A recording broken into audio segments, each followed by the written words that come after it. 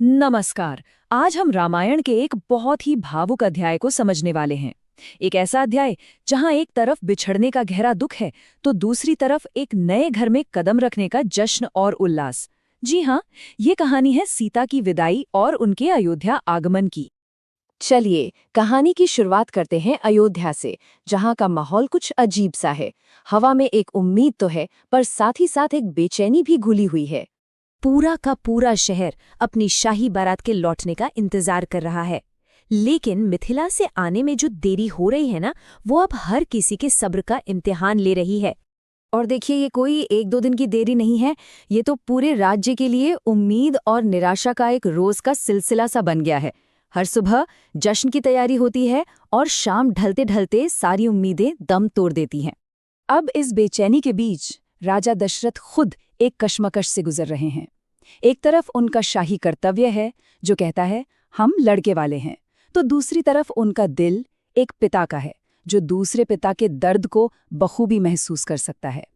तो आखिर इस देरी की असली वजह क्या है? अच्छा, इसके लिए हमें मिथिला चलना होगा, जहां राजा जनक एक बहुत गहरे दुख में डूबे हुए हैं। राजा जनक इस दुख में अकेले नहीं है, उनकी पूरी प्रजा उनके साथ है, क्योंकि हर कोई जानता है कि एक बेटी की विदाई का पल कितना भारी होता है।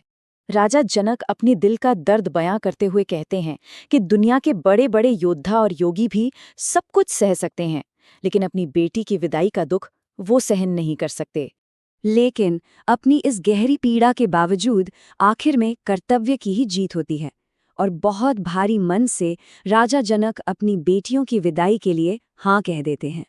तो जैसे ही विदाई की तैयारियां शुरू होती हैं, रानी सुनैना अपनी बेटी सीता को बुलाती हैं और एक पत्नी के तौर पर उसके क्या कर्तव्य होंगे, इस पर वो अनमोल सीख देती हैं जो आज भी मायने रखती है। ये सिर्फ सलाह नहीं थी, ये तो एक माँ की तरफ से अपनी बेटी को दिए गए नए जीवन का एक नक्शा था, एक तरह का रोड मैप जो दिखाता है कि उस दौर में एक नई दुल्हन से क्या सांस्कृतिक उम्मीदें रखी जाती थी। और इस आखिरी सीख के साथ ही विदाई की वो मुश्किल घड़ी आ जाती है जो परंपराओं और बहुत ही गहरी मिलीजुली भावनाओं से भरी हुई है। इस पल की गहराई को महसूस करने के लिए विदाई का मतलब समझना बहुत जरूरी है। ये सिर्फ एक रस्म नहीं, बल्कि एक बेटी का अपने पुराने जीवन को हमेशा के लिए पीछे छोड़कर एक नए जीवन में कदम रखने का वो भावुक क्षण है। और उस परम विनम्रता के पल में राजा जनक अपनी सबसे कीमती धरोहर, अपनी बेटियों को दूसरे परिवार की देखरेख में सौंपते हुए बस यही कहते हैं। लेकिन राजा दशरथ का जवाब देखिए, वो कितने सम्मान और प्यार से जवाब देते हैं। अपनी बहुओं को अपने राज्य का सर्वोच्च दर्जा यानी घर की लक्ष्मी का दर्जा देते हैं। अब कहानी का रुख बदलता है। विदाई का वो गमगीन माहौल अयोध्या में शाही बारात के पहुंचते ही एक जबरदस्त जश्न में बदल जाता है। मंजर बिल्कुल उल्टा है। जहां एक राज्य आंसुओं में डूबा है, वहीं दूसरा अपनी 4 नई लक्ष्मियों का स्वागत करते हुए जश्न मना रहा है। पूरा महल हंसी ठठाकों से गूंज रहा है। लेकिन इन सब सार्वजनिक समारोहों से दूर राम और सीता के बीच एक निजी बातचीत होती है जो उनके रिश्ते की नींव को ही एक नया मतलब दे देती है। सीता अपनी माँ की दी हुई सीख के अनुसार पारंपरिक आदर्श को व्यक्त करते हुए कहती हैं और खुद को राम की एक भक्त या दासी के रूप में प्रस्तुत करती हैं। लेकिन राम तुरंत इस बात को काट देते हैं।